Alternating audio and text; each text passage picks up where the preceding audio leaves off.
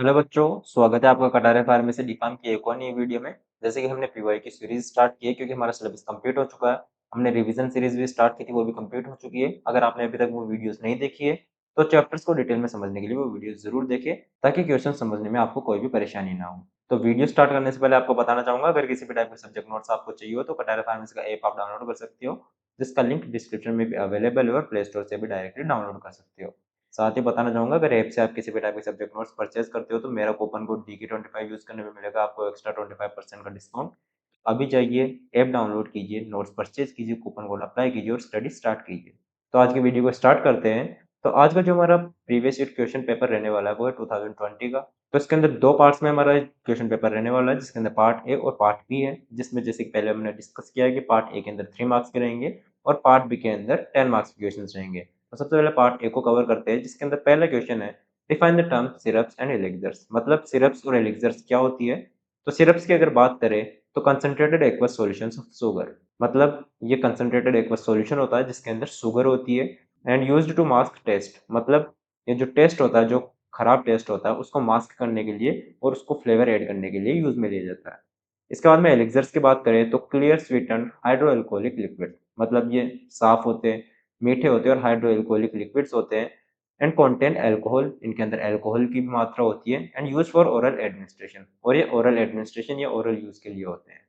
इसके बाद में नेक्स्ट क्वेश्चन की बात करें तो वो define the term pharmacopoeia, give 4 examples. तो फार्माकोपिया क्या होता है, सबसे पहले ये जानते हैं। तो official book containing standards of drugs. मतलब ये एक ऑफिशियल बुक है जिसके अंदर ड्रग्स के ऑफिशियल स्टैंडर्ड्स रखे हुए हैं। और एग्जांपल्स की बात करें तो जैसे आईपी हो गया, इंडियन फार्माकोपिया जिसे बोलते हैं, बीपी हो गया, British pharmacopoeia, USP United states pharmacopoeia हो गया, ईपी यूरोपियन फार्माकोपिया हो गया। इसके बाद में नेक्स्ट क्वेश्चन की अगर हम बात करें तो वो है right the good qualities of containers. मतलब जो कंटेनर्स हम यूज करते हैं स्टोरेज के लिए, उसकी गुड क्वालिटीज क्या क्या है। तो सबसे पहले है प्रोटेक्ट फ्रॉम मॉइस्चर। मतलब ऐसा कंटेनर होना चाहिए जिसके अंदर हमने जो भी प्रोडक्ट स्टोर किया है वो मॉइस्चर से प्रोटेक्टेड रहे, मॉइस्चर ट्रैप ना करे वो। प्रोटेक्ट फ्रॉम लाइट, और लाइट से दूर रहे, सनलाइट से दूर रहे। नॉन रिएक्टिव होना चाहिए, ऐसा नहीं हो कि हमने उसके अंदर कोई ड्रग स्टोर की और वो उसी से रिएक्ट कर रहा हो। इजी टू हैंडल होना चाहिए, कॉम्प्लेक्स नहीं होना चाहिए। प्रॉपर सीलिंग, और प्रॉपर सीलिंग होनी चाहिए ताकि वो मॉइस्चर से और सनलाइट से बचा रहे। इसके बाद में नेक्स्ट क्वेश्चन है what are the official standards for powders. मतलब पाउडर्स के ऑफिशियल स्टैंडर्ड्स कौन कौन से हैं।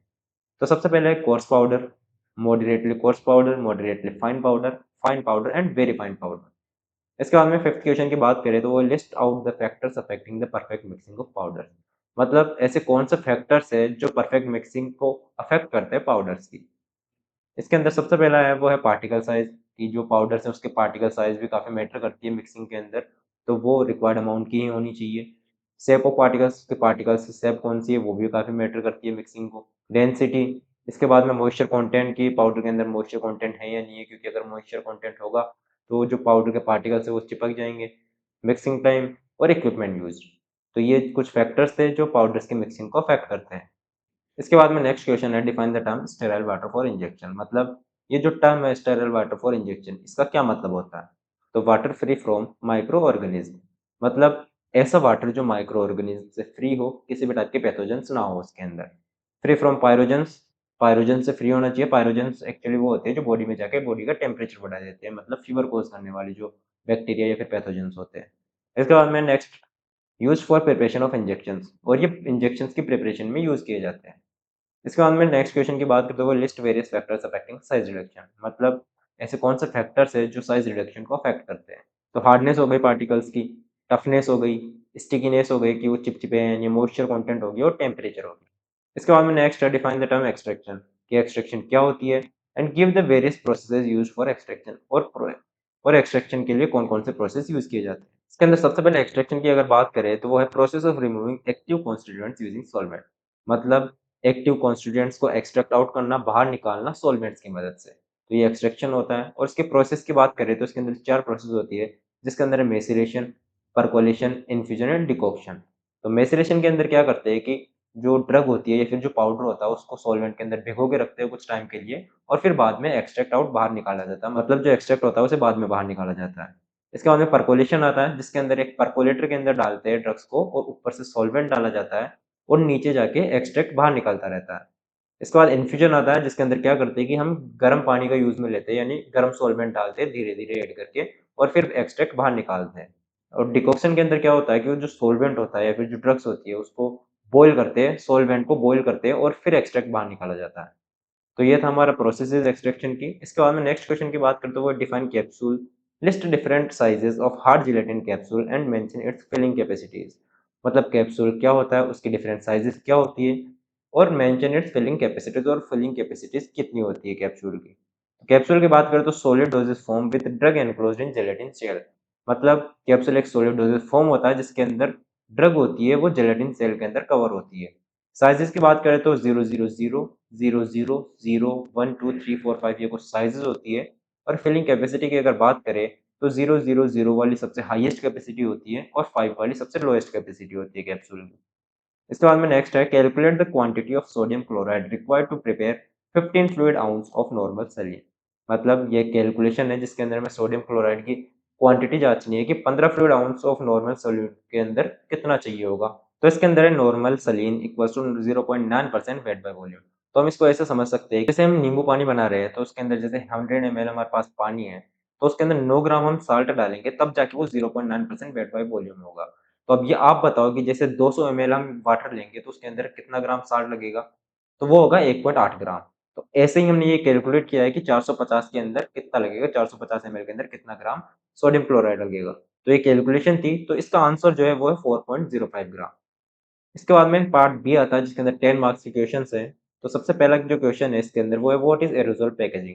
मतलब एरोसोल पैकेजिंग क्या होती है, गिव इट्स एडवांटेजेस, और उसके एडवांटेजेस क्या है। Give in detail the parts of aerosol container, और एरोसोल कंटेनर के जो है पार्ट्स उसके बारे में पूछा गया है। तो एरोसोल पैकेजिंग क्या होती है सबसे पहले ये जानते हैं। System where drug is packed under pressure. मतलब एक ऐसा सिस्टम होता है जिसके अंदर ड्रग्स को पैक किया जाता है प्रेशर लगा के, मतलब अंडर प्रेशर ड्रग्स की पैकेजिंग की जाती है इसके अंदर। एडवांटेजेस की बात करें तो ईजी टू यूज, ये ईजी टू यूज होता है। एक्यूरेट डोज, मतलब एक्यूरेट डोज फिल कर सकते हैं हम, एक्यूरेट डोज दे सकते हैं। प्रोटेक्ट्स ड्रग्स, और ये ड्रग्स को प्रोटेक्ट करता है बाहरी एनवायरनमेंट से या फिर डैमेज होने से। हाइजीनिक, मतलब हाइजीनिक होता है, किसी भी टाइप की कंटामिनेशन नहीं होती है। अब एरोजोल कंटेनर के पार्ट्स की बात करें तो इसके अंदर होता है एक कंटेनर जो सब कुछ होल्ड करके रखता है। वाल्व हो गया जो ऑन ऑफ की तरह वर्क करता है ड्रग्स को बाहर निकालने या फिर अंदर डालने के लिए। उसके बाद में एक्चुएटर होता है, प्रोपेलेंट होता है और डिप ट्यूब होती है। इसके बाद में नेक्स्ट क्वेश्चन है राइट अबाउट द फॉलोइंग। मतलब जो नीचे क्वेश्चन दिए गए उनके बारे में पूछा गया है जिसके अंदर है फ्लूइड एनर्जी मिल। ये फ्लूइड एनर्जी मिल क्या होती है। तो यूज फॉर साइज रिडक्शन, ये साइज रिडक्शन के लिए यूज में ली जाती है। यूज हाई वेलोसिटी एयर, ये साइज रिडक्शन के लिए हाई वेलोसिटी एयर यूज करती है। एंड प्रोड्यूसेस फाइन पाउडर, और फाइन पाउडर प्रोड्यूस करती है। इसके बाद में नेक्स्ट जो है वो है factors affecting rate of evaporation. मतलब ऐसे कौन से फैक्टर्स है जो रेट ऑफ इवेपोरेशन को अफेक्ट करते हैं। तो टेम्परेचर हो गया, सरफेस एरिया हो गया, एयर फ्लो हो गया, ह्यूमिडिटी हो गया और प्रेशर हो गया। इसके बाद में नेक्स्ट क्वेश्चन की अगर हम बात करें तो वो है डिफाइन एंड क्लासिफाई वैक्सीन। मतलब वैक्सीन क्या होती है और किस किस प्रकार की होती है। Describe preparation, storage and dose of oral polio vaccine. मतलब ओरल पोलियो वैक्सीन की प्रिपरेशन, उसकी स्टोरेज और डोज पूछी गई है। तो वैक्सीन जानते हैं सबसे पहले क्या होती है, तो बायोलॉजिकल प्रिपरेशन फॉर इम्यूनिटी। मतलब ये बायोलॉजिकल प्रिपरेशन होती है जो इम्यूनिटी को स्ट्रॉन्ग करने के लिए दी जाती है या फिर किसी डिजीज से लड़ने के लिए दी जाती है। क्लासिफिकेशन हो गया जिसके अंदर है लाइव वैक्सीन और किल्ड वैक्सीन। तो लाइव वैक्सीन और किल्ड वैक्सीन के अंदर ये डिफरेंस है कि जो लाइव वैक्सीन होती है इसके अंदर लाइव माइक्रो ऑर्गेनिज्म होते हैं जो कि वीक किए हुए होते हैं और हमारी इम्यूनिटी को स्ट्रॉन्ग बनाने के लिए या फिर इम्यूनिटी की जो मेमोरी होती है, मेमोरी सेल्स डेवलप करने के लिए दिया जाता है। ये काफ़ी स्ट्रॉन्ग इम्यूनिटी की तरह वर्क करता है। इसके बाद में सेकंड जो किल्ड वैक्सीन है इसके अंदर डेड माइक्रो ऑर्गेनिज्म होते हैं जो कि डायरेक्टली दिए जाते हैं, जैसे एचआईवी हो गया इन सब डिजीजेस के अंदर।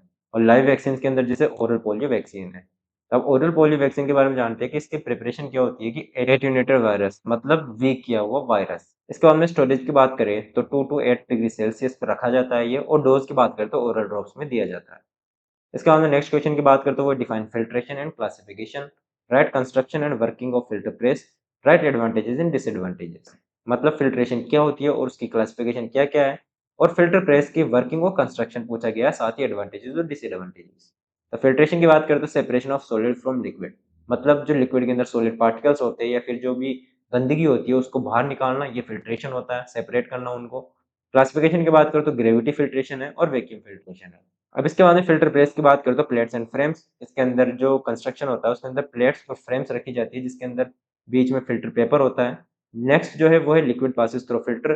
फिर जो लिक्विड होता है उसको फ़िल्टर के थ्रू पास किया जाता है ताकि जो सॉलिड पार्टिकल्स है लिक्विड से वो बाहर निकाला जा सके, एक्सट्रैक्ट किया जा सके और लिक्विड अलग हो सके।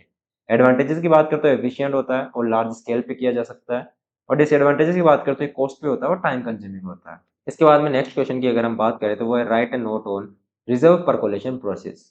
तो ये परकोलेशन प्रोसेस का ही थोड़ा मॉडिफाइड वर्जन है जिसके अंदर मॉडिफाइड परकोलेशन करते हैं, जिसके अंदर हम क्या है कि जो सॉल्वेंट होता है उसको थोड़ा-सा रिज़र्व करके रख लेते हैं बाद में एक्सट्रैक्शन के अंदर यूज़ में लेने के लिए। इससे क्या होता है कि बेटर एक्सट्रैक्शन कर सकते हैं हम। नेक्स्ट जो आता है वो है फ्रीज़ ड्रायर जिसके अंदर रिमूव्स वाटर बाय सब्लिमेशन, मतलब इसके अंदर वाटर को बिना हीट किए निकाला जाता है सब्लिमेशन प्रोसेस के थ्रू, जिसके अंदर पहले उसे आइस फॉर्म में कन्वर्ट करेंगे और फिर डायरेक्टली वेपर बन जाता है। Used for heat sensitive drugs, और ये हीट सेंसिटिव ड्रग्स के लिए यूज़ में लिया जाता है। इसके बाद में नेक्स्ट क्वेश्चन की अगर हम बात करें तो वो है डिफाइन डिस्टिलेशन की डिस्टिलेशन क्या होती है? व्हाट आर डिफरेंट टाइप्स, इसके डिफरेंट टाइप्स क्या होते हैं? And right in detail fractional distillation, और फ्रैक्शनल डिस्टिलेशन क्या होती है? तो सबसे पहले अगर हम डिस्टिलेशन की बात करते हैं वो है सेपरेशन बाय बॉइलिंग। इसके अंदर बॉइलिंग के थ्रू सेपरेशन प्रोसेस की जाती है, और टाइप्स की बात करें तो सिंपल हो गया, सिंपल डिस्टिलेशन हो गया, फ्रैक्शनल डिस्टिलेशन हो गया और स्टीम डिस्टिलेशन हो गया। तो इसके अंदर फ्रैक्शनल डिस्टिलेशन की अगर हम बात करें तो यूजेस फ्रैक्शनेटिंग कॉलम्स, मतलब इसके अंदर फ्रैक्शनेटिंग कॉलम्स होते हैं जिसके अंदर separates liquids with different boiling points, और ये लिक्विड्स को सेपरेट करता है उनके बॉइलिंग पॉइंट पे बेसिस पे, मतलब जिसका ज़्यादा होगा वो अलग से सेपरेट होगा, जिसका कम बॉइलिंग पॉइंट होगा वो अलग से सेपरेट होगा। इसके बाद में नेक्स्ट क्वेश्चन की अगर हम बात करते हैं वो है write in detail about dry heat sterilization, give advantages in applications. तो ड्राई हीट स्टरलाइजेशन की बात करें तो वो है यूज एज हॉट एयर, मतलब ये हॉट एयर को यूज करता है स्टरलाइजेशन के लिए। मेथड की बात करें तो जैसे हॉट एयर ओवन हो गया, ये एक अपरेटस है जिसके अंदर चीजों को रखा जाता है और फिर स्टरलाइज किया जाता है हाई टेम्परेचर पे। एडवांटेजेस की बात करें तो नो मॉइस्चर, इसके अंदर कोई मॉइस्चर नहीं होता। सुटेबल फॉर ग्लास, ये ग्लास के लिए भी सुटेबल होता है, ग्लास अपरेटस के लिए। एप्लीकेशंस की बात करें तो जैसे ग्लासवेयर्स को हम स्टरलाइज़ कर सकते हैं इसके अंदर, और मेटल इंस्ट्रूमेंट जो है वो स्टरलाइज़ कर सकते हैं आसानी से। इसके बाद में नेक्स्ट क्वेश्चन की बात करें तो वो है right a note on manufacturing defects of tablets, मतलब टैबलेट्स के अंदर कौन-कौन से मैन्युफैक्चरिंग डिफेक्ट्स आते हैं। तो वो है सबसे पहले capping, cracking, chipping and sticking. तो कैपिंग के अंदर क्या होता है कि जो ड्रग का टॉप पार्ट होता है वो ड्रग से अलग हो जाता है, मतलब 2 अलग पार्ट्स में डिवाइड हो जाती है, ऊपर का पार्ट अलग और बॉटम अलग। क्रैकिंग के अंदर क्या होता है कि ड्रग के अंदर जो टैबलेट है उसके अंदर बीच में क्रैकिंग वाली लाइन आ जाती है जिससे वो अलग हो जाती है। चिपिंग के अंदर क्या होता है कि ड्रग के जो एजेस होते हैं, टैबलेट के एजेस टूट जाते हैं। और स्टिकिंग का मतलब होता है कि मैन्युफैक्चरिंग के टाइम पे जो ड्रग्स होती है, जो टैबलेट्स होती है, वो मशीन पे ही चिपक जाती है, वो बाहर नहीं निकल पाती है। इसके बाद में नेक्स्ट है डिसइंटीग्रेशन एंड डिसोल्यूशन टेस्ट, मतलब डिसइंटीग्रेशन और डिसोल्यूशन टेस्ट क्या होते हैं? तो सबसे पहले डिसइंटीग्रेशन की बात करें तो वो है टाइम टू ब्रेक टैबलेट्स, मतलब टैबलेट कितने टाइम में टूटकर पीसेज़ में बन जाती है। तो टाइम टू ब्रेक टैबलेट्स का मतलब ये है कि ड्रग कितने टाइम में टूटेगी और पीसेस में कन्वर्ट होगी। और डिसोल्यूशन का मतलब है रेट ऑफ ड्रग रिलीज, मतलब जो ड्रग है, हमारी टैबलेट है, वो जो ड्रग है वो कितने टाइम में पानी में घुलेगी, तो वो होता है रेट ऑफ ड्रग रिलीज। तो ये था हमारा आज का वीडियो। आशा करता हूँ आपको समझ में आया होगा, और अगर फिर भी किसी टाइप का डाउट हो तो कमेंट सेक्शन के थ्रू रीच आउट कर सकते हो हमसे। और अगर डिटेल में अगर चैप्टर्स की वीडियोस देखनी हो तो प्रीवियस हमने वीडियोस बना रखी है, रिवीजन वीडियोस भी अवेलेबल है चैनल पे, आप जाके वहाँ से वो देख सकते हो। और फिर अगर ये वीडियोस देखोगे तो बहुत कम चांसेस है कि आपको किसी टाइप का डाउट आए, तो वो वीडियोस जाके ज़रूर से देखें। और साथ ही बताना चाहूँगा, अगर किसी भी टाइप के सब्जेक्ट नोट्स आपको चाहिए हो तो कटारा फार्मेसी का ऐप आप डाउनलोड कर सकते हो, जिसका लिंक डिस्क्रिप्शन में भी अवेलेबल है, और प्ले स्टोर से भी डायरेक्टली डाउनलोड कर सकते हो। साथ ही बताना चाहूँगा, अगर ऐप से किसी भी टाइप के सब्जेक्ट नोट्स आप परचेज़ करते हो तो मेरा कूपन कोड DK25 यूज़ करने पे आपको एक्स्ट्रा 25% का डिस्काउंट मिलेगा। तो अभी से जाइए, ऐप डाउनलोड कीजिए, कूपन कोड अप्लाई करके नोट्स परचेज़ कीजिए और स्टडी आज ही स्टार्ट कीजिए। साथ ही बताना चाहूँगा, टेलीग्राम चैनल का लिंक भी डिस्क्रिप्शन में अवेलेबल है, वहाँ से आप वो भी जॉइन कर सकते हो, वहाँ पे भी रेगुलर अपडेट्स आपको प्रोवाइड किए जाते हैं। Thank you.